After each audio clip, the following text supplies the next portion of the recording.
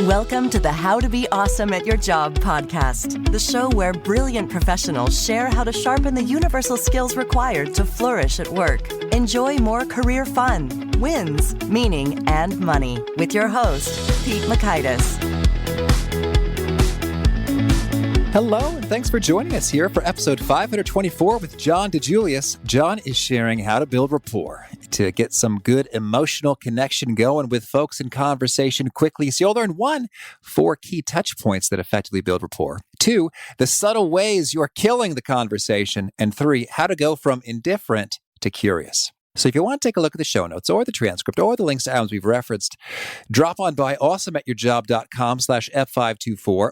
So here is John's story. John is the authority on world-class customer experience. He's an international consultant, keynote speaker, and best-selling author of 5 customer service books. His newest book, The Relationship Economy, Building Stronger Customer Connections in the Digital Age, is timely for right now. John has worked with companies such as Ritz-Carlton, Lexus, Starbucks, Nordstrom, Nestlé, Marriott Hotels, PwC, Celebrity Cruises, Anytime Fitness, Progressive Insurance, Harley-Davidson, Chick-fil-A, and many more.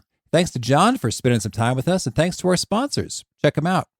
And big thanks to our sponsor, Acorns. Acorns makes it easy to start automatically saving and investing for your future. You don't need a lot of money or expertise to invest with Acorns. In fact, you can get started with just your spare change. Acorns recommends an expert-built portfolio that fits you and your money goals, then automatically invests your money for you. NerdWallet.com, whom I love on these sorts of matters, gives Acorns a whopping 4.7 stars and says, quote, if you want to make the most of your spare change, there's no better place to do that than Acorns. Head to acorns.com/awesome or download the Acorns app to start saving and investing for your future today. And we got a legal disclaimer here. It may not be representative of all clients. Tier 1 compensation provided. Compensation provides an incentive to positively promote Acorns. View important disclosures at acorns.com/awesome. Investing involves risk, including the loss of principal. Please consider your objectives, risk tolerance, and Acorns' fees before investing. Acorns Advisors LLC, Acorns, is an SEC-registered investment advisor. Brokerage services are provided to clients of Acorns by Acorns Securities LLC, member FINRA/SIPC. For more information, visit acorns.com.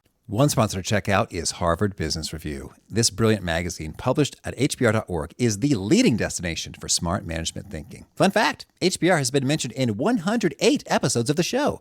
That's because HBR has great stuff that comes up often. They've got explainer videos, podcasts, real-world case studies, and much more.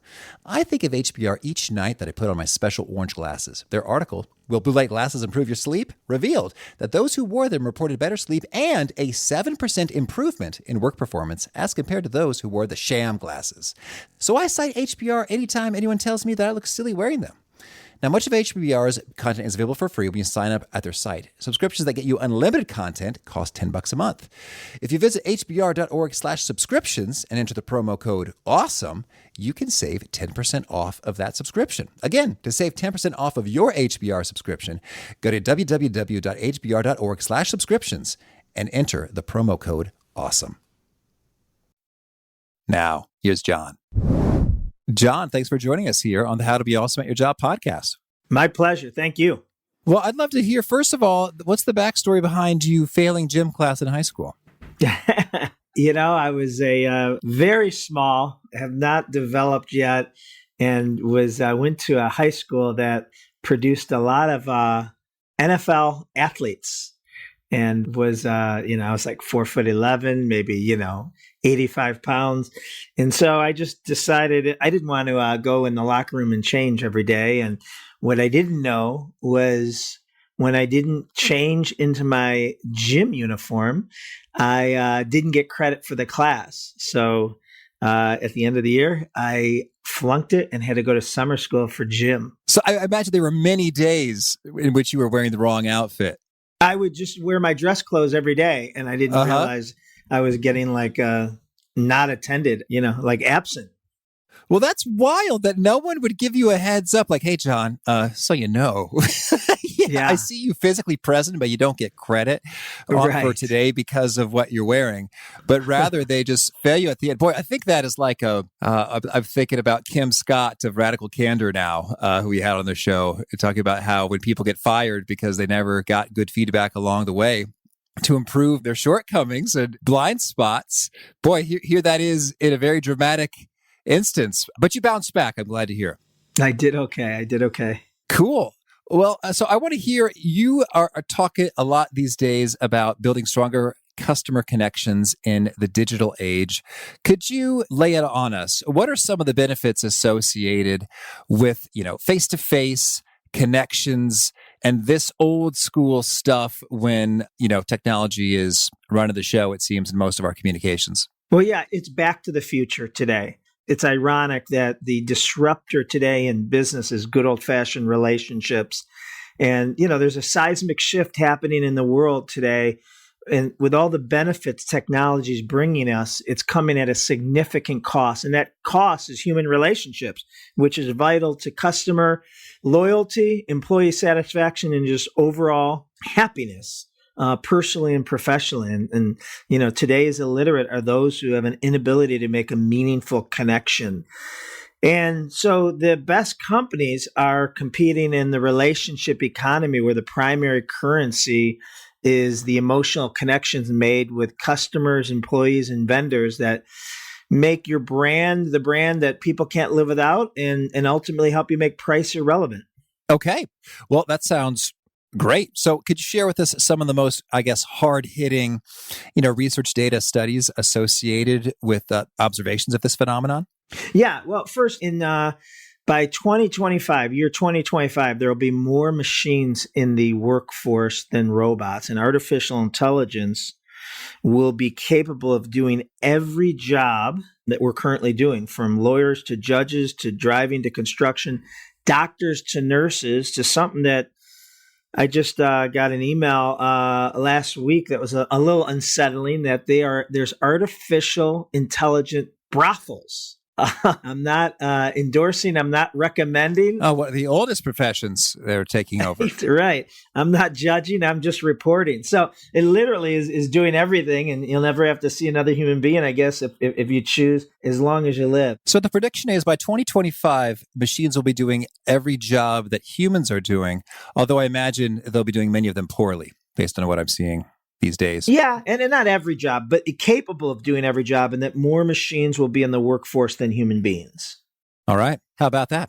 So tell us, how does the human connection help in that context? Well, as a result of living in the touchscreen age, and the touchscreen age is not generational specific. We have grandparents using devices and we have 5-year-olds on iPads. But as a result, our social skills, our people skills are at an all-time low. And this is causing many negative side effects. They've also said that there's a term called digital dementia, where doctors have done brain scans of heavy users of digital devices, and they look similar to patients who've sustained brain injuries. So, we're relationship disadvantaged today, and the leaders out there of businesses need to understand that it's our problem to fix. We can't skip this generation, and so the companies that the pendulum has swung so far over to high tech, low touch, or no touch. People, consumers, you, me, we're starving to be, recognized as a person with a name, and there's no, and technology is not the enemy. Using it to eliminate the human experience is. So companies, the best companies, are finding ways to marry the digital with the human interaction that allows technology to do the most basic necessities, freeing up your employees to do what's most important. That's building the customer loyalty. That is long-term sustainability for the business. Okay. Well, so then I'd love to get your take in particular when it comes to if we're looking to build some rapport, whether that's with sort of new colleagues around a given workplace or with prospects or customers or potential partners, just about anybody. What do you recommend for folks who are looking to more conscientiously build more of the human connection? Yeah. So there's 5 key characteristics to the art of building relationship. And, they may sound to older generations like common sense, but we all have gotten away from it, and it's not common sense to the younger generation. So I'll rattle off the 5 first. Must be authentic, right? Must have insatiable curiosity, must have incredible empathy, must love people, and must be a great listener. So of those 5, 4 of them can definitely be taught and trained. Now, if you find people that have those, that's great. But the one that can't be taught, no amount of training can ever change someone if they don't love people, right? You can't train someone to love people. So, let's look at insatiable curiosity. Being investigative reporters is the best people dying to learn about others, not only about subjects that interest them, but subjects that are, unfamiliar.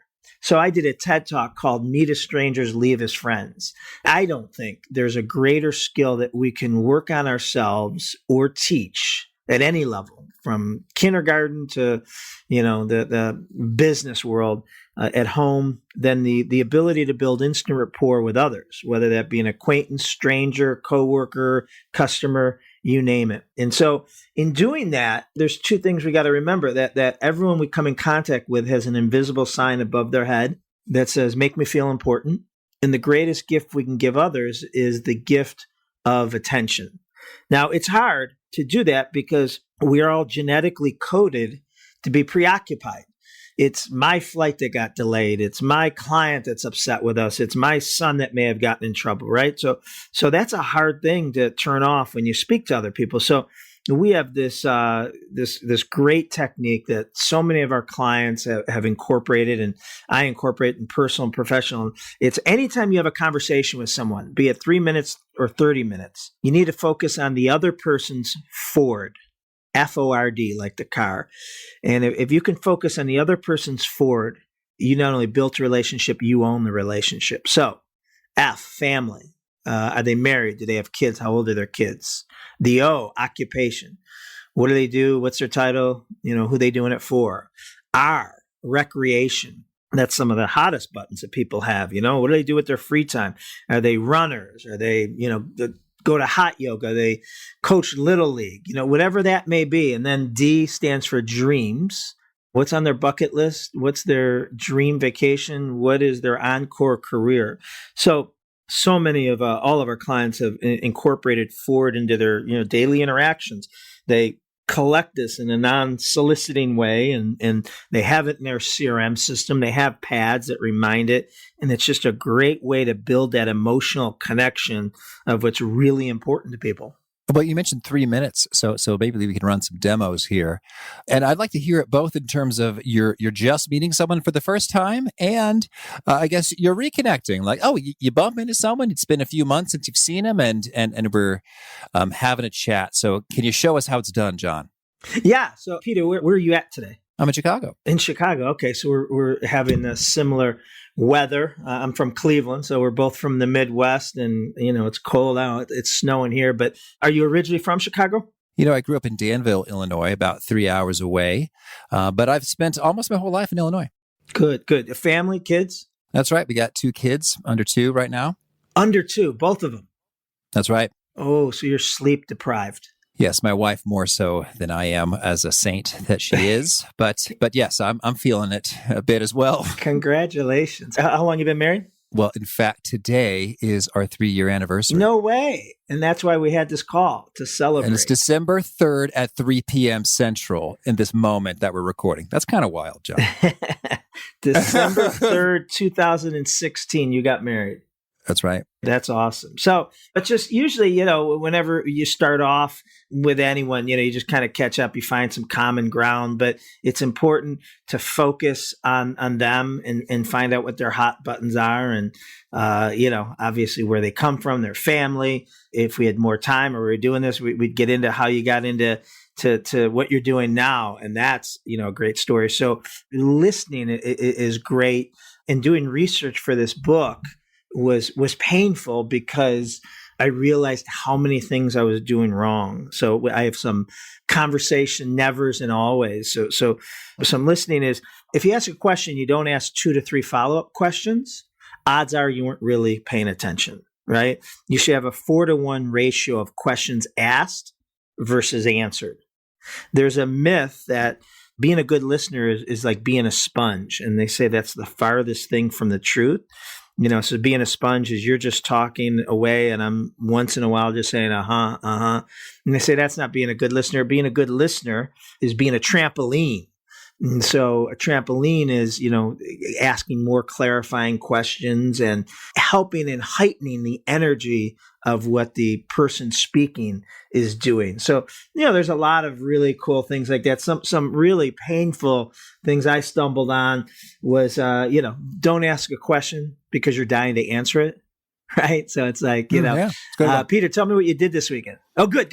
You know what I did, and I went skiing. It was awesome. Yeah, I hear you. Right. Don't finish the other person's sentence. And then one that I'm really guilty of that I never thought it was a bad thing until I read about it is stealing someone's thunder. And, so the example I read about really made me realize I do this all the time, but I did it with good intention. So, you might have an employee that was off last week and you're like, Peter Jr., what'd you do on vacation? And young Peter says, he took his wife and two little ones to Disney. And he's so excited. He wants to tell you about it. And you interrupt him by saying, oh my God, I love Disney. We actually have a house there in Orlando. And originally thinking that would show some commonality, but you just stole his thunder because what could someone possibly tell someone about Disney who has property there, right? So, just being more attentive to, not one-upping or grandstanding and just letting the other person have their moment. Yeah, that's a really nice thought. I'm thinking about it almost like a game of chess, not that we're trying to, dominate the other, but that you want to think about, well, what does that open up in terms of moves after your move? So you might mention, oh, hey, this is common. I've got a home in Orlando. And it's like, but if you think about that for a moment, it's like, well, what options does that leave this person? Very few. So yeah, I dig that. Thinking back to the demonstration there. So it seems like we got into the family side of things, but I'd love to hear us unpack the full demo of, we got the occupation, the recreation, and the dreams. And so, depending on the, scope, the dynamic of why we're meeting, why we're talking, right? If it's a social thing, then you have at it with the Ford. But if it's, maybe a sales call or a business call, you obviously want to hit on one or two of those. Typically, you don't have time to hit on four unless it, really gets off. And it all also depends on how well we know each other. So if we're brand new, and, you're just starting it, then you just kind of want to, again, start off. That's how I'd start off. That's how I start off most calls. First time is, where are you calling from? And, oh, Chicago, tell me, are you a Bears fan? I found out something that you like and your kids and then why you got into the position, whatever that position is. And then, I use that information later on. Now, there's also times when, you go out with your significant other and her husband and, that's a completely different, you got 2 hours. I will just drill that person for 2 hours and just learn as much as I can about them.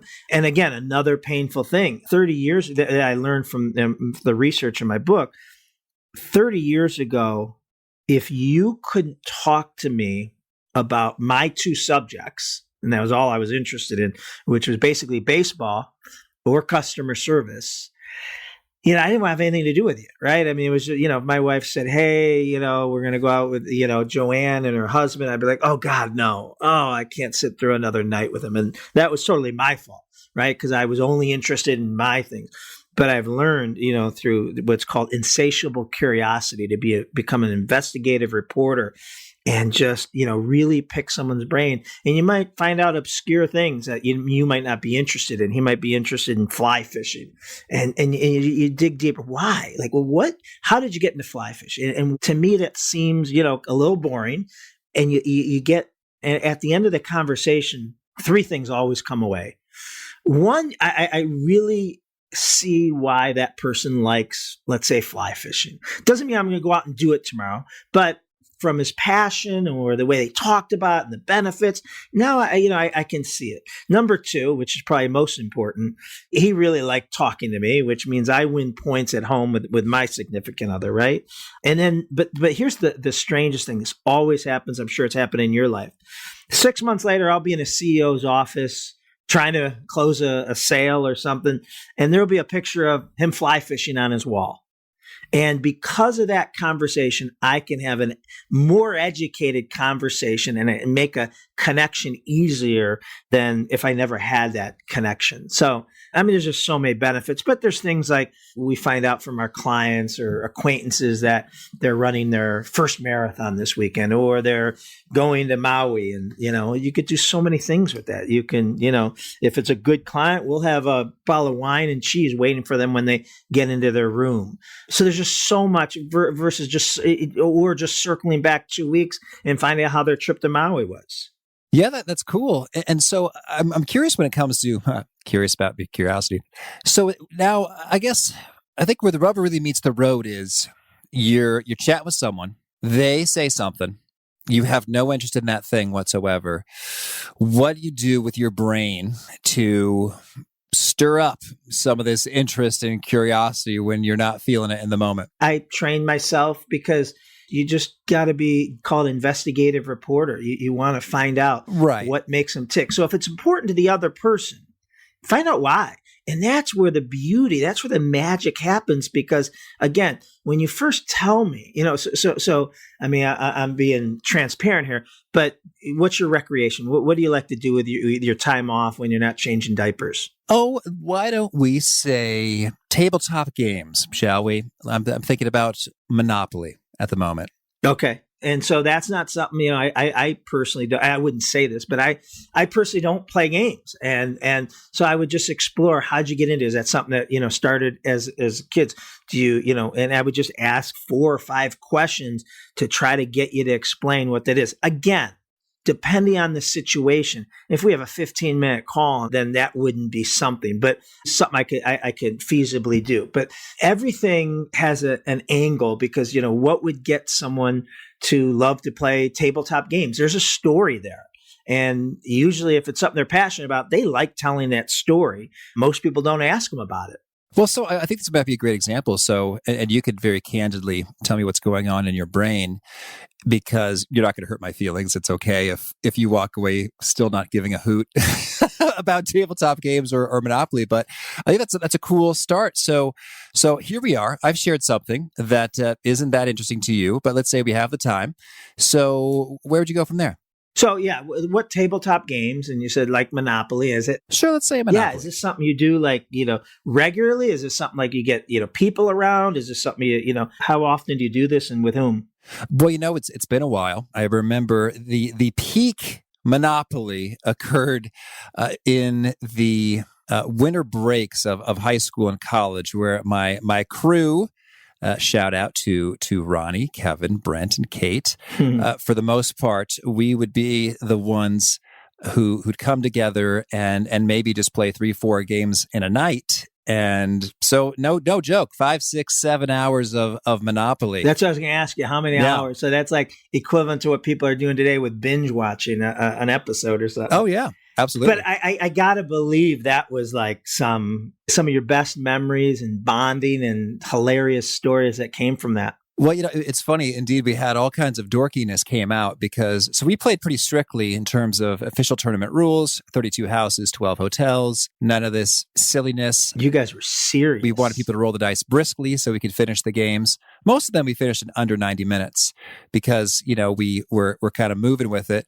And all kinds of little, I guess, subcultural things emerged, like when all 32 houses were bought up and then someone landed on another property, had to have a big payday.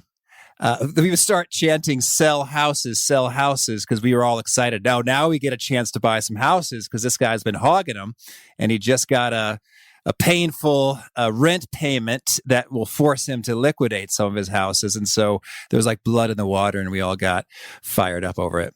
So do you ever have any reunions with Ronnie and the gang? It happens here and there, but it's a little bit tricky in terms of us being located all over the place. Can you play virtually? I've looked into this, and the answer is kind of. I haven't found like the ideal platform that is reliable and honors, true tournament rules. But yeah, there's some stuff out there. Yeah. And the one thing I'm curious about, so again, I've never had the patience to sit through a full game of Monopoly. But my sons did buy me a Monopoly board, or they made me or something last year, a Monopoly board like around our family. So the houses would be different vacations. It was really cute. It was all personalized. But I got to believe that doing something that much what was the lessons, the life lessons that you applied to business or whatever? There had to be. It's funny. Someone wrote a whole book called Everything I Need to Know from Life I Learned from Playing Monopoly or something like that. And Brent bought me a copy. So that was nice of him. And so I think there's all sorts of bits there. And perhaps the biggest one, I think, for me is that, there are times in Monopoly and times in life where the value of something really changes.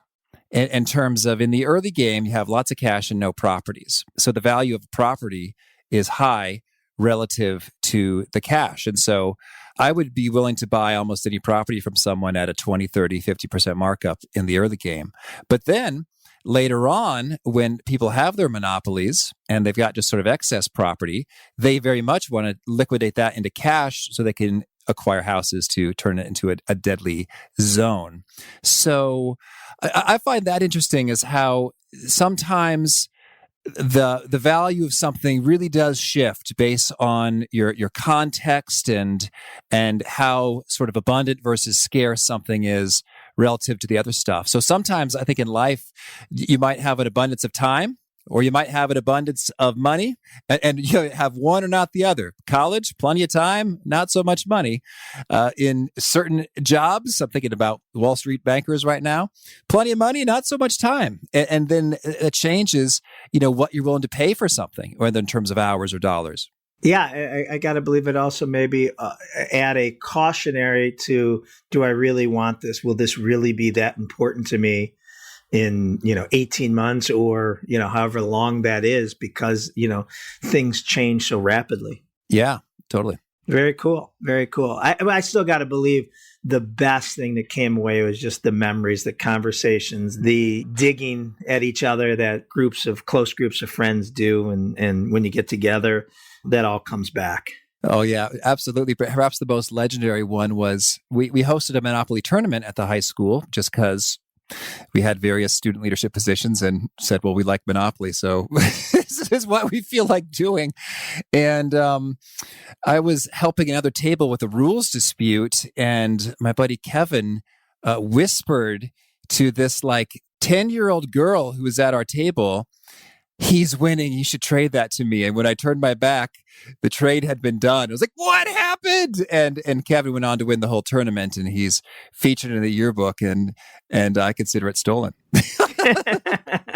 That's so funny. That's funny. Well, very good. Now I'm intrigued to play Monopoly the next time someone pulls it out. Sure thing. All right. Well, thank you for indulging me with that extended demo. And well, you're right in terms of the rapport, in that the more you get people, I guess I'm not looking at your face, but I'm hearing your voice. But I guess it's just very natural that as you steer me toward positive experiences, and I am sharing them with you in a current experience of conversation, I naturally associate you, John, with pleasantness. And thusly, I like you more. Exactly. Who came out of the original Bible, the How to Win Friends and How to Influence People and Win Friends, whatever the order is, by Dale Carnegie. And he in there, says that, you could talk to someone for an hour about them and they won't ask you one question about you, but they'll walk away saying you are the greatest person ever, even though they couldn't tell someone why. But exactly what you just said, they're just associate you with that fondness, and they were able to talk about, there's certain things in my world that you don't want to ask me unless you have 2 hours, because I'm going to tell you, I'm going to get all worked up and my voice will start cracking and you'll be like, whoa, right? So finding people's hot buttons is the single best way to create an emotional connection. And then doing something with that, taking 3 minutes on Google later and seeing if there's any digital Monopoly things, and you send, that email to Peter saying, "Peter, have you seen these?" It literally takes 3 minutes. And whether he has seen them or he hasn't, he's going to be shocked at the time and thoughtfulness that person who he barely has a relationship with thought of. And it's not just about making a sale. That's true. Yes. And if you did find it, I'd be really tickled. If you say, hey, Pete, turns out like the 1996 PC version enables you to host something on a something so you can get your friends together and it will work just the way you want it. Like, I never would have guessed that 1996, whatever, would do the trick. So yeah. And then I'd be thinking about you forever. So that's cool. Well, so tell me, John, anything else you really want to make sure to mention before we shift gears and hear about some of your favorite things? No. That's it. I just love the relationship economy, and it's like I said, it's back to the future. It's what is missing from our society today, and people are starving to be recognized as a human being with needs and fears and things to celebrate and achievements and all those things. And the ones that are giving it to them are building that customer and employee loyalty. All right. Well, now can you share a favorite quote, something you find inspiring? Something that pops up on my phone every morning at 6 a.m. is act as if today's the day you'll be remembered for how you treat others. I love that. That's very important to me. That is lovely. Thank you. And how about a favorite study or experiment or bit of research? Just coming from writing this book, there was just so much research. One of my favorite aha moments was scientists studied the human brain and found that it took the human brain a minimum of 0.6 seconds to formulate a response to something said to it. And then they studied hundreds and thousands of conversations and found the average gap between people talking was 0.2 seconds. 1/3 the time the human brain will allow. And so just really taught, don't have that answer. Don't be just waiting for him to come up for air. Listen to what he's saying, pause, process it, and then move on. Well, boy, that's so reassuring in many ways for me, because sometimes it's like there is that first half second, I guess, before the 0.6 seconds, has fully come online, and you have a thought where there's silence, and they almost sort of expect you to say something, but you don't yet have that thing. And just to know that, hey, it's okay. And it takes about 0.6 seconds on average, and really, I think it takes about, in my experience, 4 or 5 seconds before people say, like on the phone, like, hey, Pete, are you still there? So you have time to pause and think. Oh, I have a hard time with that when people do pause too much. I always check my phone. I think I dropped the call and I'm like, something's wrong because I'm not used to a pause. Yeah. And if nothing else, you could just inhale for a while. Right. Yeah. Well, that's a great stat. Thank you. How about a favorite book that you love? Well, I'll go with the most recent one that I just read, and that was From the Ground Up by Howard Schultz, the former CEO, chairman of Starbucks. It's his third book. I've loved every book he's written, and each better than the previous, and just a great story of his life and why he created one of the most social conscious companies in the world. It was really inspiring to me. And how about a favorite tool, something you use to help you be awesome at your job? You reminded me in one of your emails, Evernote. I love Evernote. I am a to-do crazy person. And I like it. It works on all my devices, iPad, phone, computers. It's always sync. And then what I like about it is my own to-do list in there. The way I sort it, I sort my to-do that I could only have 3 urgent. That's all I'm allowed to put on there. No, I can never have more than 3. And that means I can't go home today, go to bed, whatever that may be, unless I get those 3 done. And then I have 6 important, maximum 6. And then the rest are want to do, need to do, and that could be unlimited. But I'm always working from that urgent 3 and then the 6 important. It just keeps clarity that I'm always doing what I need to do before what I want to do. All right. And how about a favorite habit? Just trying to build a relationship with myself. MSA is a thing that's a real thing, mental stimulation addiction. And that just means that we're so used to using our devices, and I've gone to the doctor's office and be waiting to be taken, and I'll check my phone and all the apps and news and ESPN and social media, all that stuff, and I'll put it down, and within 15 seconds, without thinking, I do it again, and like, what could have changed in that 15 seconds. And so they say because we're outsourcing our brains to devices, our brains are atrophying. And we have a creativity crisis. We aren't innovative like we were, generations ago. So I'm trying to build in boredom into my life where, that's when your brains, when your brain sits idle. We all say we get the best ideas when we take showers. Well, I don't take enough showers. So it might be even like when I'm getting a run in or an exercise in the morning, instead of listening to a podcast or ESPN like I like to a couple of days a week, I'll listen to nothing. And, it's strange at first, but I'll tell you what, when I get back home, I have to find paper and pen because I had so many ideas that came to my head. Lovely. Thank you. And is there a particular nugget you share that really seems to connect and resonate with folks? They quote it back to you a lot? I think probably the quote I said earlier, a lot of people like that. The act as if today is the day you'll be remembered for how you treat others. And if folks want to learn more or get in touch, where would you point them? The DiJuliusGroup.com, DiJuliusGroup.com, or they can email me at john@DiJuliusGroup.com. And you have a final challenge or call to action for folks looking to be awesome at their jobs?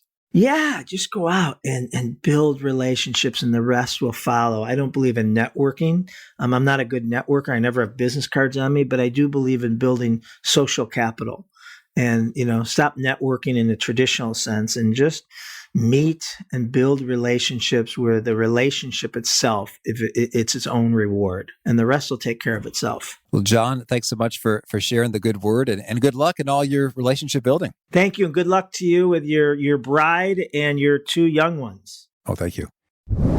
I really got a kick out of the demo in particular when John and I were discussing Monopoly because, I knew he didn't particularly care about it at first. And as we were speaking, sure enough, he found some of those hot buttons, and it was a great way to create an emotional connection. Just like he said, I get a kick out of when the demonstration, the experience is real and illustrates the principle. Good stuff from John. Hope you dug it. Again, the show notes, the transcript, the links to items we've referenced are at awesomeatyourjob.com/ep524. And if you haven't already, I hope you'll push subscribe and catch our next guest, Christine Clapp. She is a professional speaker who has a world of insights for people who want to speak better at work. So I hope to catch you there. Peace. Thanks for listening. To get the most out of the show, we recommend 2 key things. First, check out the extra resources at awesomeatyourjob.com. You can find this episode's transcript and links, as well as the perfect episode for your situation. You can search the full text transcripts of hundreds of episodes or explore episodes tagged by topic and competency covered. Second, subscribe to the podcast and get future episodes automatically. You can subscribe by telling Siri and several other smartphones and speakers, subscribe to the How to Be Awesome at Your Job podcast, or by tapping subscribe in your podcast player of choice. If you'd like some extra help figuring out podcasts and how subscriptions work, visit awesomeatyourjob.com/subscribe for guidance. Hope to catch you on the next episode of How to Be Awesome at Your Job. This episode is brought to you in part by Purina. Purina is dedicated to creating richer lives for pets and the people who love them. From helping older pets think like their younger selves to making cat ownership a possibility for more people than ever, Purina is helping pets thrive so they can live long, healthy, and happy lives. Purina has you covered for all your furry friends' needs, whether they meow or bark. From litter to treats to their best-in-class, nutrient-packed food with taste your pets will love, Purina's got your back at every stage of your pet's life. Your pet gives you the joy of the spring sunshine all year round. So today and every day, care for your pet with Purina. Your pet is Purina's passion. To learn more, head to amazon.com/Purina.